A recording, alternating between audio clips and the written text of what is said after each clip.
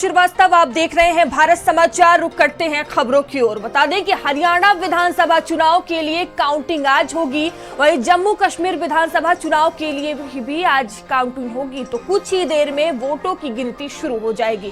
पहले ballot box मतपत्र की गिनती होगी, उसके बाद 30 मिनट बाद ईवीएम की गिनती शुरू होगी। चुनाव परिणाम चुनाव आयोग की वेबसाइट पर उपलब्ध है। मतगणना प्रक्रिया के दौरान सख्त सुरक्षा व्यवस्था के इंतजाम रहेंगे। तो देखिए, कुछ ही देर में जो वोटों की गिनती है वो शुरू हो जाएगी। पहले बैलेट बॉक्स की जो गिनती होगी वो शुरू होगी और देखिए 30 मिनट बाद ईवीएम की गिनती शुरू हो जाएगी। तो चुनाव परिणाम चुनाव आयोग के तो मतगणना प्रक्रिया के दौरान सख्त सुरक्षा व्यवस्था के इंतजाम भी किए गए हैं।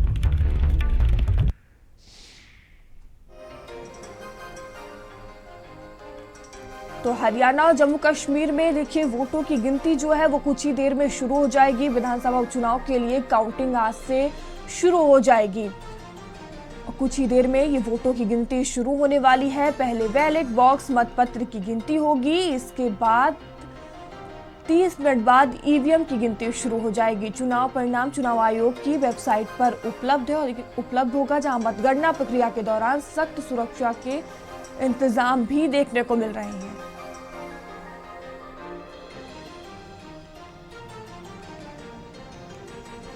तो देखिए, जबरदस्त मुकाबला यहां देखने को मिल रहा है। हरियाणा के 90 सीटों पर मतदान हुआ है और देखिए थोड़ी ही देर में जो गिनती है वो शुरू हो जाएगी।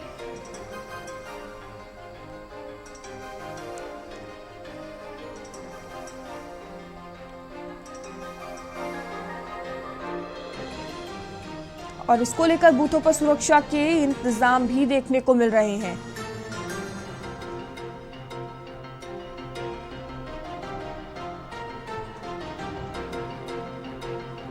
तो हरियाणा की 90 संसदीय विधानसभा सीटों पर देखिए वोटिंग हुई है और आज लोगों के काम करके जो संतुष्टि मिलती थी और किसी चीज से कभी मुझे संतुष्टि नहीं मिली।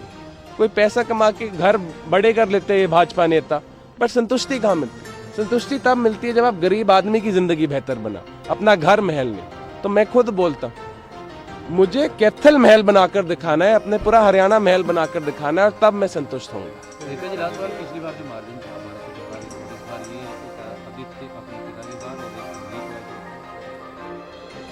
मार्जिन कितना आएगा वो लोगों पे है, लेकिन मैं बड़ी खुशी से आपको बोल सकता हूँ, सिर्फ एग्जिट पोलिंग के हिसाब से नहीं, अगर आप पोलिंग डे भी कहीं भी जाते, किसी भी बूथ पे जाते, आपको दिखता तो भाजपा वाले बूथ खाली पड़े और किसी पार्टी के तो बूथ दिखे ही नहीं हमें। जो भाजपा वाले थोड़े से हमारे कार्यकर्ता थे वो भी आके हमारे ही बूथ पे बैठ गए थे। वो बोल रहे थे यहाँ फायदा ही नहीं है भाजपा के बूथ पे बैठने।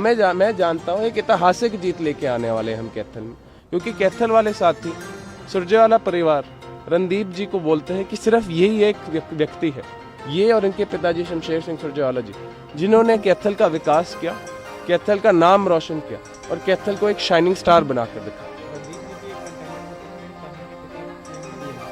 बहुत सारे लीडर हैं हरियाणा कांग्रेस पार्टी में जो सीएम के कंटेंडर हो सकते हैं, लेकिन जो निर्णय लेंगे वो पार्टी हाईकमान लेगी। जो मल्लिकार्जुन खड़गे जी, राहुल गांधी जी, सोनिया गांधी जी लेंगे। और हम सब जानते हैं, हम सब कांग्रेस के सिपाही हैं, हम सब जानते हैं जो भी निर्णय वो लेंगे वो सही निर्णय होएगा। और सारे लीडर और मैं भी खुद उस सीएम की मदद करेंगे, उस व्यक्ति की मदद करेंगे। हमारा पूरा संवाददाता दीपक हमसे जुड़ चुके हैं। दीपक, देखिए आज का दिन बेहद ही अहम। हरियाणा और जम्मू कश्मीर में जिस तरह से वोटिंग हुई, अब देखिए कुछ ही देर में गिनती शुरू हो जाएगी। है जब आधा घंटा का समय बचा हुआ है, जब काउंटिंग शुरू हो जाएगी और हरियाणा और जम्मू कश्मीर के जो 90 विधानसभा सीट है उसके निर्णय आना शुरू हो जाएंगे। और सबसे पहले यदि मैं काउंटिंग की बात करूं तो सबसे पहले बैलेट बॉक्स से काउंटिंग शुरू होगी और बैलेट बॉक्स से काउंटिंग होने के बाद फिर ईवीएम की काउंटिंग शुरू होगी। लेकिन यदि हम जम्मू कश्मीर की खास करके यदि हम चर्चा करें तो 370 हटाने के बाद भाजपा लगातार वहां पे दावे करते नजर आ रहे हैं। लेकिन जिस तरह से एग्जिट पोल सामने आए तो कहीं ना कहीं कांग्रेस और एनसी की गठबंधन की सरकार, या फिर कह सकते हैं एनसी और कांग्रेस का जो गठबंधन है वो वहाँ पे मजबूत दिख रहा है। लेकिन वहीं यदि हम हरियाणा की बात करें तो हरियाणा में भी कांग्रेस को एग्जिट पोल में बहुमत बहुमत नजर होते आ रहा है। और लेकिन देखना ही होगा कि जब आज काउंटिंग शुरू होती है तो काउंटिंग शुरू होते ही किसके खाते खुलते हैं, चाहे हम बात करें भाजपा के 90 विधायक की या फिर हम बात करें कांग्रेस के, आम आदमी पार्टी के, लोकल पार्टी के कई निर्दलीय उम्मीदवार वहां पे खड़े हैं। तो कहीं ना कहीं आज 180 जो उम्मीदवार है टोटल जम्मू कश्मीर और हरियाणा में, उनके भविष्य आज तय करेगी। साथ साथ 2 राज्यों के भी आज भविष्य तय किए जाएंगे। लेकिन यदि हम बात करें सियासत की तो लगातार देखा गया है कि कांग्रेस की तरफ से दावा किया जा रहा है कि हरियाणा में इस बार कांग्रेस की सरकार बनेगी, क्योंकि 10 साल के बाद कांग्रेस हरियाणा में वापसी कर सकते हैं। लेकिन जिस तरह से भाजपा की बात करें तो भाजपा भी लगातार यही दावे करके नजर आ रही है कि हरियाणा में इस बार तीसरी बार हरियाणा में भाजपा की सरकार बनेगी और एक हैट्रिक बना करके की साहस रहती है। लेकिन हालांकि 5 तारीख को मतदान हुए थे और मतदान के बाद जो कयास सामने आ रहे थे, जो एग्जिट पोल सामने आ रहे थे, तो कहीं ना कहीं उसमें दोनों राज्यों में भाजपा को एक बहुत बड़ा झटका लगने वाला है, चाहे वो हरियाणा हो या फिर जम्मू कश्मीर हो। क्योंकि एग्जिट पोल में यह स्पष्ट हो रहा है कि दोनों राज्यों में कांग्रेस का बढ़त हो रहा है। हालांकि जम्मू कश्मीर में एनसी के साथ गठबंधन में बढ़त मिल रहा है, तो हरियाणा में अपने बगल कांग्रेस को कहीं ना कहीं बढ़त मिला है। बस अब कुछ ही समय का बचा हुआ है, लगभग अब 20 से 25 मिनट का समय बचा हुआ है। जब अब काउंटिंग शुरू हो जाएगी, बैलेट बॉक्स से काउंटिंग शुरू होगी, उसके बाद ईवीएम से काउंटिंग शुरू होगी और काउंटिंग शुरू होते ही रुझान आना शुरू हो जाएंगे। क्योंकि यदि हम हरियाणा की बात करें तो कई ऐसे सीट है जो काफी चर्चा में, चाहे हम भिवानी विधानसभा सीट की बात कर ले या फिर पुराना विधानसभा की सीट कर ले, चैथल विधानसभा की बात कर ले, तो ये तमाम जो विधानसभा है वो काफी चर्चाएं में रहे। क्योंकि जुलाना विधानसभा से विनेश फोगाट कांग्रेस के उम्मीदवार है, तो वहीं दूसरी तरफ से जो भाजपा के उम्मीदवार है वो पूर्व पायलट है। और वहीं यदि हम आम आदमी पार्टी का जिक्र करें तो आम आदमी पार्टी से भी वहां पे पहलवान खड़े थे, तो कहीं ना कहीं जुलाना से काफी चर्चे में रहे। क्योंकि जिस तरह से देखा गया था कि जंतर मंतर पे विनेश फोगाट प्रोटेस्ट करती थी, तो लगभग कई महीनों तक जंतर मंतर पे प्रोटेस्ट और उसके बाद फिर अचानक से कांग्रेस में शामिल हो जाना, तो कहीं ना कहीं सियासी गलियारों में एक बहुत ही भूचाल आया था, बहुत ही उथल पुथल आया था, बहुत ही सवाल जवाब करे हुए थे। लेकिन आज जब काउंटिंग शुरू होगी, जब रिजल्ट आने शुरू हो जाएंगे एक विधानसभा पे, तो ये स्पष्ट होता चला जाएगा कि हरियाणा में भाजपा तीसरी बार हैट्रिक की सरकार बनाती है या फिर 10 साल के बाद कांग्रेस वापसी करती है। लेकिन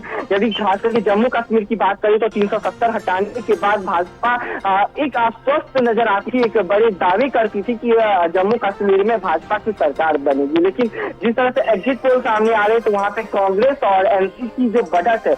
लेकिन दूसरी तरफ देखिए तो जम्मू का केंद्र शासित राज्य 5 विधायक जो कि एलजी के आदेश पे बनाया जाता, हालांकि 5 विधायकों को वहां पे नियुक्त किया गया है, तो एक जो कह सकते हैं कि गेम चेंजर, तो ये 5 विधायक जम्मू कश्मीर में गेम चेंजर हो सकते हैं। लेकिन हरियाणा की बात करें तो हरियाणा में कांग्रेस। और दीपक, अगर हरियाणा की देखिए बात की जाए तो यहाँ तमाम दिग्गजों की जो किस्मत है उसका आज फैसला हो जाएगा, चाहे वो नवाब सिंह सैनी हो, भूपेंद्र सिंह हो या विनेश फोगाट हो। जी बिल्कुल मल्टी, यदि हम बात करें हरियाणा की तो देखा गया था कि जब पहले 9 साल भाजपा की सरकार रही तो खट्टर के चेहरे पे सरकार चली। लेकिन देखा गया था कि चुनाव से कुछ महीने के पहले खट्टर को हटाया गया और लोकसभा में लाया गया और उसके बाद फिर नायब सिंह सैनी को वहां पे हरियाणा का सीएम बनाया गया। तो कहीं ना कहीं भाजपा नायब सिंह सैनी के चेहरे पे इस बार चुनाव तो लड़ी है, लेकिन जो नतीजे भाजपा आश्वस्त नजर आ रही थी हरियाणा को लेकर के, वो नतीजे एग्जिट पोल से सामने नहीं आ रहे। क्योंकि यदि हम हरियाणा की बात करें तो हरियाणा में बहुत सारी ऐसे मुद्दे हैं जिसको लेकर के हरियाणा के लोग कहीं ना कहीं नाराज नजर आ रहे थे। चाहे हम किसानों की बात कर ले, चाहे पहलवानों की बात कर ले, पानी की समस्या की बात कर ले, रोजगार हो, स्कूल हो, स्वास्थ्य हो, शिक्षा हो, तो कई ऐसे बड़े मुद्दे हैं जिसको लेकर के हरियाणा वाले नाराज नजर आ रहे थे। और उसके बाद जब 5 तारीख को मतदान हुआ था, मतदान के बाद जब वो पहुंचते हैं और उसके बाद जब पूरा जो मतदान होता है 5 तारीख को, उसके बाद तकरीबन जब आप रिजल्ट का समय बेहद नजदीक आ चुका है, मैं जब कुछ ही मिनट का समय बचा हुआ है, जब काउंटिंग की प्रक्रिया शुरू हो जाएगी और रिजल्ट स्पष्ट हो जाएगा कि आखिर हरियाणा में किसकी सरकार बनती है। लेकिन अभी तक देखा जाए तो दोनों पार्टी दावे कर रही है, पीछे नहीं हटी है। कांग्रेस पार्टी एक तरफ से दावे कर रही है कि इस बार कांग्रेस की वापसी होगी, तो वहीं दूसरी तरफ भाजपा भी दावे ठोक रही है कि तीसरी बार भाजपा की सरकार बना के हैट्रिक वहां पे बनाएंगे। तो बस अब कुछ ही समय का इंतजार रहेगा, जब काउंटिंग की प्रक्रिया शुरू हो जाएगी, बैलेट बॉक्स खुलेंगे, फिर ईवीएम खुलेंगे और जब काउंटिंग की प्रक्रिया शुरू होगी तो रिजल्ट भी आना धीरे धीरे शुरू हो जाएगा कि किस विधानसभा से किसकी बढ़त होती है। तो बस कुछ ही समय का अब इंतजार करना पड़ेगा जब ये तय हो जाएगा कि हरियाणा और जम्मू कश्मीर में के मुख्यमंत्री पद से किसके जो दावेदार है वो वहाँ पे भारी पड़ता है। बिल्कुल दीपक, देखिए जम्मू कश्मीर में 1 दशक के बाद यहाँ विधानसभा चुनाव हो रहे हैं और भारतीय जनता पार्टी लगातार यहाँ जीत के दावे कर रही है। फिलहाल क्या कुछ माहौल बनता हुआ यहाँ पर नजर आ रहा है? जी बिल्कुल मयूरी, यदि हम जम्मू कश्मीर का जिक्र करें तो जम्मू कश्मीर में देखा गया था कि जब 370 हटा उसके बाद से लोकसभा का चुनाव होता है, लोकसभा में 2 सीटें भाजपा जीत करके आती है, 2 सीटें कांग्रेस जीत के आती है, 1 सीट वहाँ से लोकल पार्टी जीत करके आते हैं। तो कहीं ना कहीं जम्मू कश्मीर को लेकर के जो समीकरण सामने आ रहे हैं तो भाजपा उसमें 370 हटाने के बाद ये वहाँ पे जो वोटिंग हुआ तकरीबन 10 साल के बाद जम्मू कश्मीर में ये पहली बार विधानसभा का चुनाव हुआ है। तो एक बहुत ही एक इंटरेस्टिंग वहाँ पे फैक्ट रहने वाला है, क्योंकि भाजपा 370 हटाने के बाद एक दावा कर रही थी कि जम्मू कश्मीर में भाजपा की सरकार बनेगी, लेकिन जिस तरह से एग्जिट पोल सामने आ रहे हैं तो कहीं ना कहीं वहाँ पे कांग्रेस और एनसी की बढ़त नजर आ रही है। और यदि हम पूरे जम्मू और कश्मीर की बात करें और जम्मू बेल्ट को हम अलग कर दें और कश्मीर बेल्ट को अलग करें तो जम्मू में भाजपा की बढ़त नजर आ रही है, लेकिन कश्मीर बेल्ट की बात करें तो वहाँ पे कांग्रेस और एनसी की बढ़त ज्यादा नजर आ रही है। और सबसे यदि अधिक विधानसभा का जिक्र करें तो वो कश्मीर बेल्ट में अधिक विधानसभा आते हैं। तो कहीं ना कहीं भाजपा के लिए बहुत ही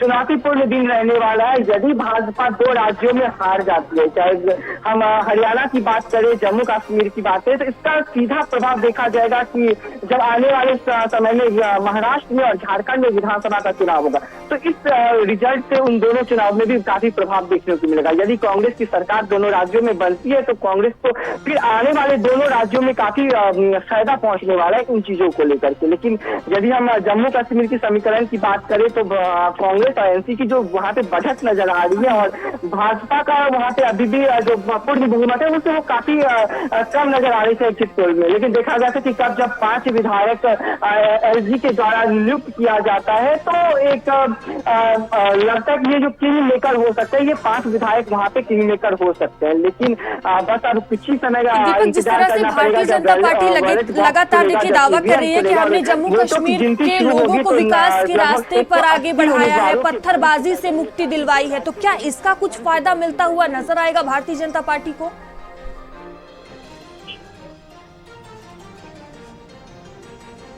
दीपक, आपको आवाज मिल रही? जी मिल रही। दीपक, जिस तरह से भारतीय जनता पार्टी लगातार दावे कर रही है कि हमने जम्मू कश्मीर के लोगों को विकास के रास्ते पर आगे बढ़ाया है, पत्थरबाजी से मुक्ति दिलवाई है, तो क्या इसका कुछ फायदा मिलेगा भारतीय जनता पार्टी को? जी बिल्कुल मेरी, यदि हम जम्मू कश्मीर की बात करें तो लगातार चर्चा में रही है। 370 हटाने के बाद देखा गया था, चाहे भारतीय जनता पार्टी की बात करें तो बहुत सारे ऐसे मुद्दे थे जिसको लेकर के भारतीय जनता पार्टी लोगों के बीच में पहुंची थी। चाहे वहां पे देखा गया था कि किस तरह से सैनिकों पे पथराव होते थे, किस तरह से विकास कार्य रुके हुए थे। तो 370 हटाने के बाद से लगातार जो दावे किए जा रहे हैं भारतीय जनता पार्टी से कि हरियाणा जम्मू कश्मीर में लगातार काम किए जा रहे हैं, लेकिन उसका खास असर विधानसभा चुनाव में नहीं देखा गया था। हालांकि लोकसभा चुनाव में भी उसका खास असर नहीं देखने को मिला था।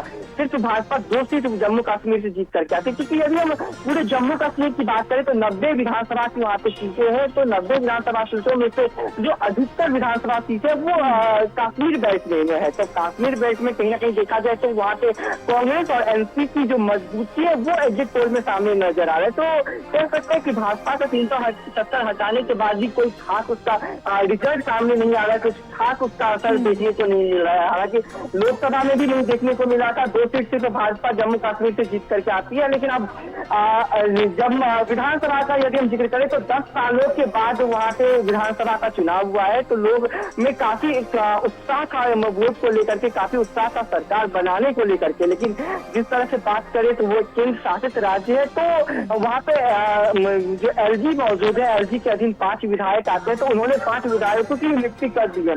अब देखना ये होगा कि जब ईवीएम से काउंटिंग शुरू होती है और बैलेट बॉक्स से जब काउंटिंग का परिणाम सामने आता है और ये जो 5 विधायक मनोनीत किए गए, तो ये 5 विधायक क्या कुछ वहाँ पे किंग मेकर के तौर पे किस तरह से वो यूज आते हैं, क्योंकि देखा जाए तो भाजपा के पास ऑलरेडी 5 विधायक वहाँ पे मौजूद है और भाजपा अभी जो बात करे तो 0-5 से भाजपा आगे नजर आ रही है। तो कहीं ना कहीं ये बहुत बड़ी चुनौती है, चाहे जम्मू कश्मीर की बात कर ले या फिर हरियाणा की बात कर ले। तो सभी पार्टियों के लिए चुनौती काफी ज्यादा है। और जिस तरह से दावे किए जा रहे थे, जिस तरह से वादे किए जा रहे थे, जिस तरह से जमीनी स्तर पे चुनावी प्रचार किए जा रहे थे, तो उसका जो परिणाम है वो आज देखना होगा कि आखिर किस तरह से हरियाणा की जनता, किस तरह से जम्मू कश्मीर की जनता अपनी राज्य की सरकार बनाती है। क्योंकि यदि हम वादों की बात करें, दावों की बात करें, तो देखा जाता है कि सभी चुनावी प्रचार के दौरान बड़े बड़े दावे किए जाते हैं, बड़े बड़े वादे भी किए जाते हैं, लेकिन हकीकत में कितना कुछ जमीनी स्तर पे काम किया जाता है वो तो वहीं की जनता तय करेगी। और जनता